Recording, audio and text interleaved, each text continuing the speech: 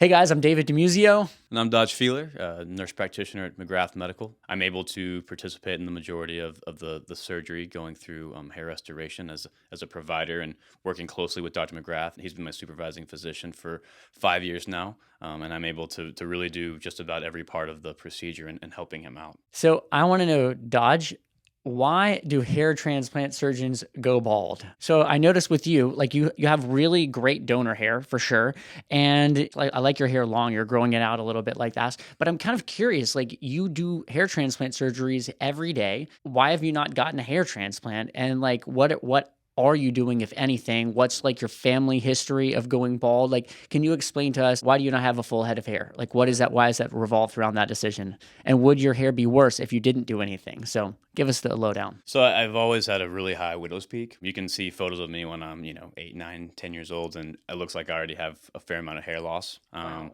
I have been on preventative since I started here, and I really haven't progressed any. Very open to doing hair procedure. It will happen eventually, but I'm kind of holding off at this time just because like you already mentioned, donor hair looks good, but we all have a limited amount, and I'm kind of wanting to see exactly where it goes. I already have the plan in my mind. It'd be a relatively conservative, working in the alleyways and some temple work, but as a right now, with the preventatives that I've been using, I really haven't progressed very much, and it's really not something that bothers me. Obviously, if I went a lot farther back, it would bother me, but when the time comes, I'll be happy to let Dr. McGrath take good care of me. Yeah, now that you mention it, I've known you for 5 years. Yeah, so ever since you've been here. Wow, I can't believe it's been that long. Yeah, your hair has not gotten worse. Like it's like you always have had like a receding, kind of hairline.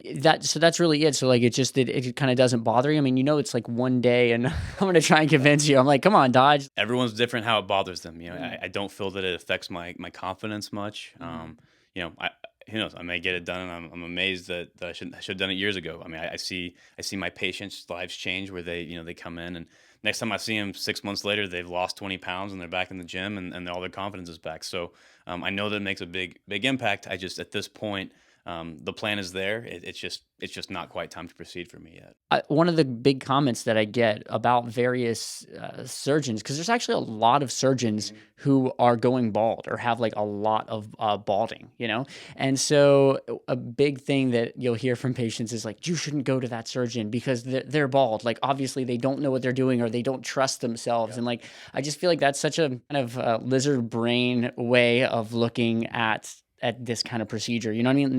Not everybody does need to have a hair transplant. I mean, Everybody's a candidate. I mean, yeah. I actually one of the surgeons that I follow closely. He's up in Oregon. I'm very fond of his work. When he decided to be a transplant surgeon, it's because it affected him negatively. But he was kind of to the point where the donor hair wasn't there, and he really didn't have an option to do it. And that's what inspired him to help others. So everybody has a different story. So to assume anything is kind of the wrong way to look at it. There's a hair transplant surgeon here in the US that has zero hair loss, like has like the best hair you've ever seen in your entire life. Like literally, if I'm thinking of like people with the best hair ever, he's in like the top 3 people. It's absolutely perfect hair. And so many people that I talk to go to him for surgery because they go, wow, like look at his hair. It looks amazing. But he never had any hair transplant surgery. He's never dealt with any male pattern baldness in his life.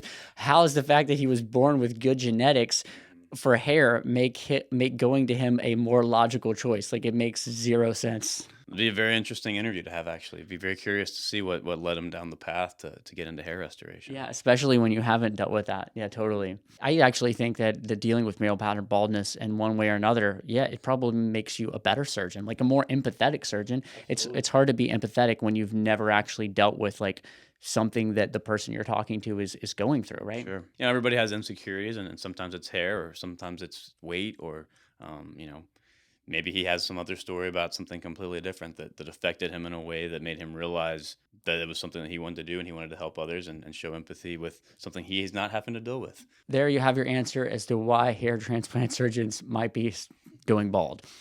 I hope this is helpful for you, and we'll see you soon.